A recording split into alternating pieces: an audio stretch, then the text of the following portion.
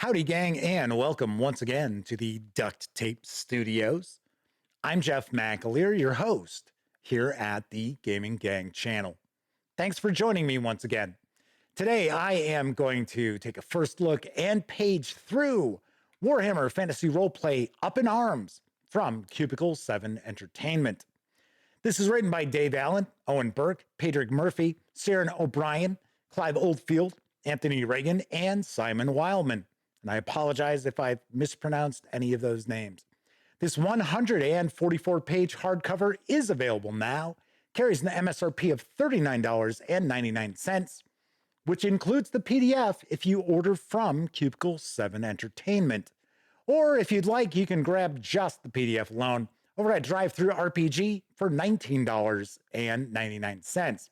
Do want to mention that the Gaming Gang is an affiliate of the One Bookshelf sites. So if you are going to visit DriveThruRPG, please stop by thegaminggang.com first, click on one of our banner ads. That way, if you happen to end up making a purchase at any of the One Bookshelf sites, it really will help keep thegaminggang.com around. All right, having said that, let's swing on over to the other camera, because here I've got Whiff-Rip Up in Arms, a grim and perilous guide for knights, mercenaries, and soldiers of all stripes.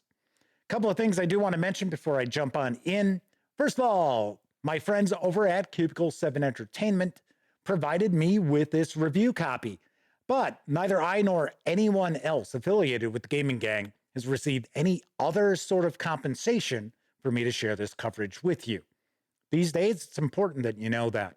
We're also not going to look at each and every page in Up in Arms, but I do want to give you a really good feel for what's in the book, and I have not cracked this open. This is a first look for me as well as you, and I'm very curious what we're going to find inside, because this focuses on martial characters.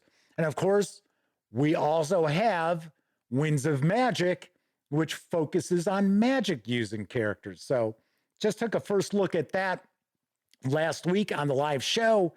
Now we're going to take a look at Up in Arms. So let's start off with taking a peek at the back. The old world is a dangerous place, with the Empire fractured within and threatened by enemies without. It is only wise to learn the skills of a soldier, or to employ those who already have. Some may say that to live by the sword is to die by the sword, and there is truth to this. But in the wilds of the Empire, to refuse to live by the sword is to die by the sword even sooner.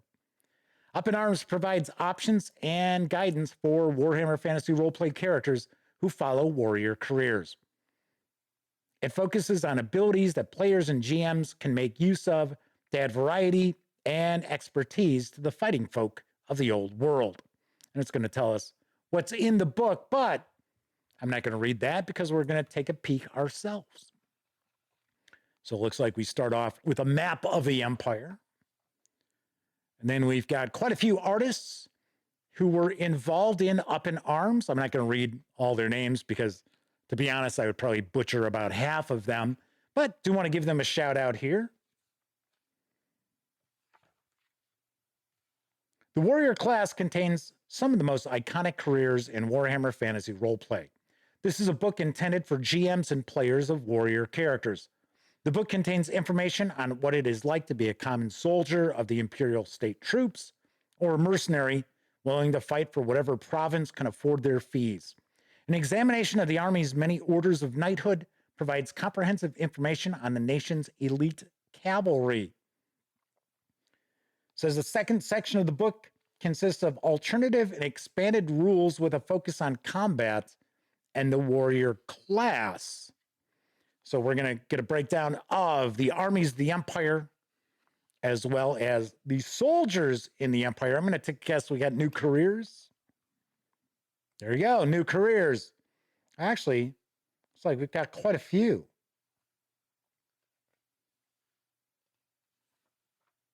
So we've got the archer, respected for their skill and command of the battlefield, or disdained for their unwillingness to get involved in the nitty-gritty. Archers pride themselves on being a part and even better than the usual rabble that joins the army. Looks like we've got the Death Jacks, a regiment of elite archers. Then we have the Great Swords. Great Swords are the signature elite infantry of the Imperial armies, the most prestigious and feared of all the Empire's foot soldiers. They forsake the shield to wield huge Zweihander swords, ensuring their combats are short and deadly whichever way they go. The halberdier, obviously, they use, and halberds.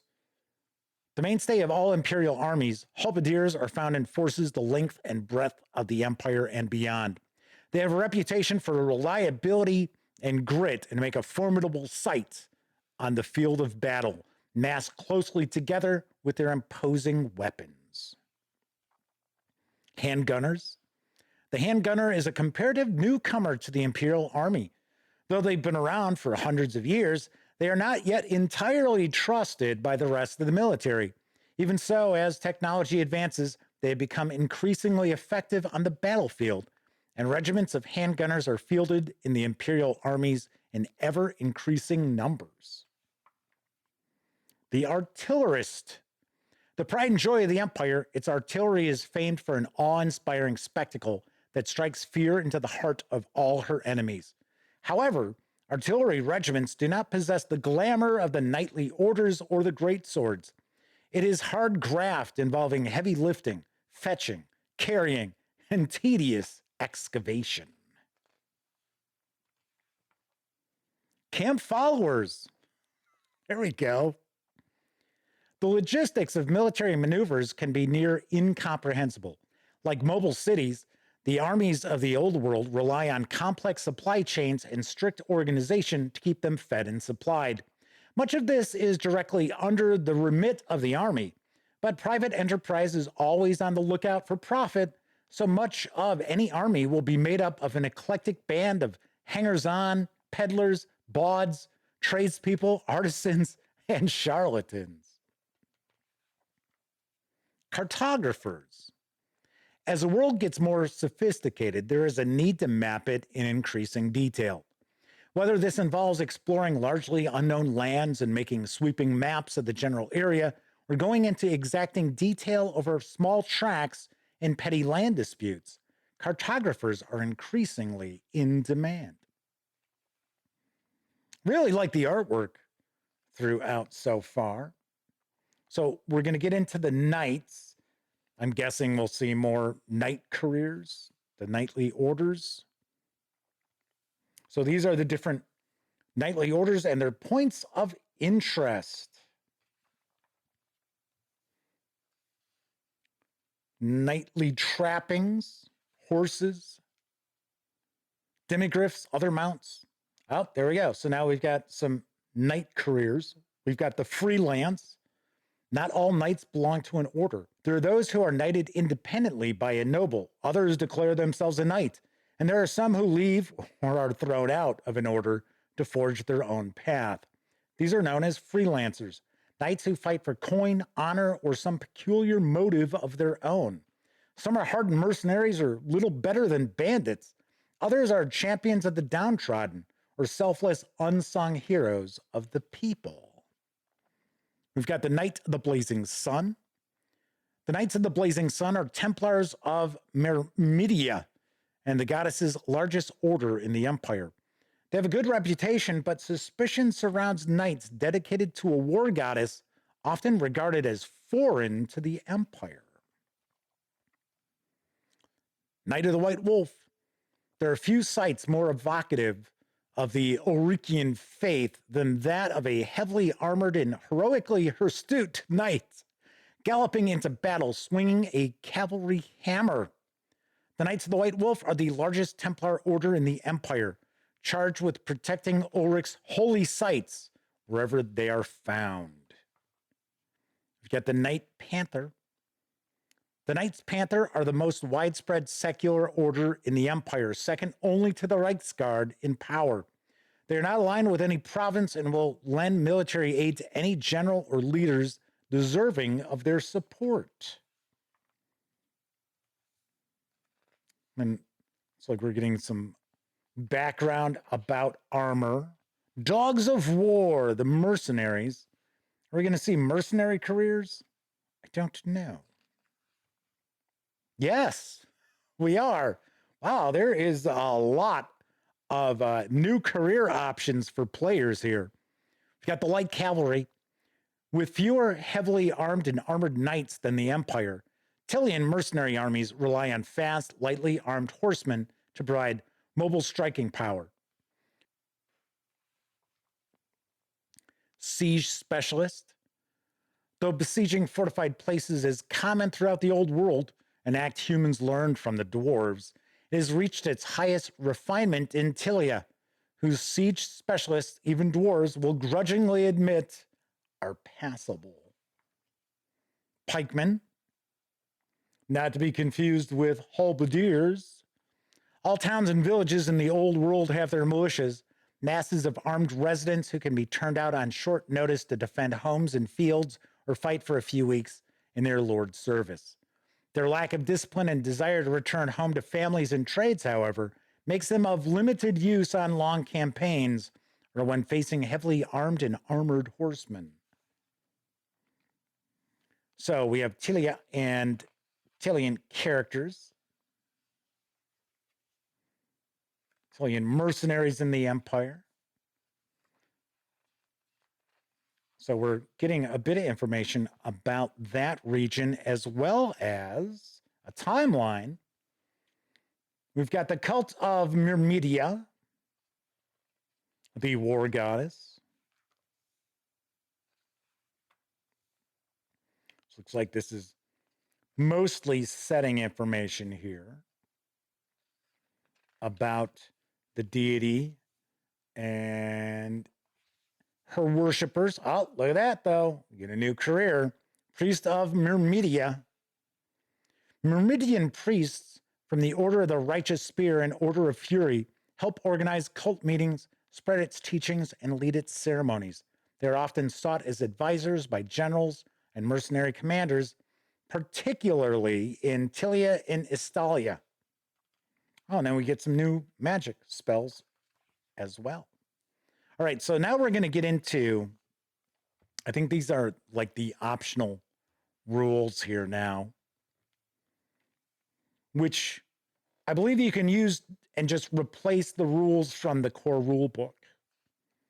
So an alternative approach to injury, wounds, critical wounds, and death. So I'm going to take a guess. We're going to get into far more detail. Looks like it. I like the combat rules in Warhammer Fantasy Roleplay. I think combat moves fairly quickly, and it's pretty deadly pretty quick, which I happen to like in fantasy role-playing games. I'm not a huge fan on, especially as a game master, combats that run, 10 rounds, and it's like, oh, is this ever going to end? Come on, we got other things to do tonight. Got some weapon options, new shields, cavalry weapons, fencing weapons. Wonder if we're going to get some new black powder weapons, flail weapons, brawling weapons. There we go, gunpowder weapons. Refined designs, powder and shot. Oh, wow, we got quite a few. The arquebus, the repeater handgun, the hand mortar, the pepper box. Nice. Engineering weapons. Mounted combat. So we get new rules for mounted combat. Of course, there's a lot more that you're not seeing as I'm flipping on through. Oh, hirelings. There we go. Hirelings and henchmen. Hench persons, I guess.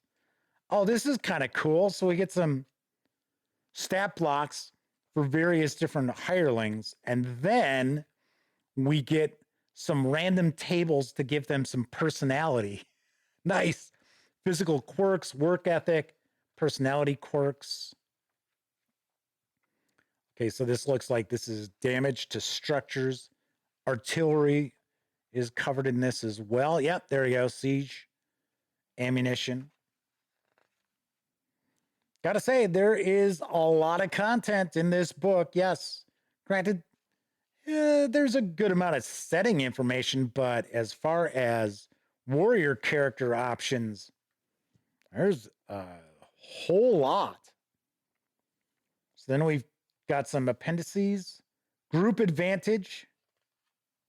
So some changes to the advantage rules, warrior endeavors. So these are kind of new skills. A job generator.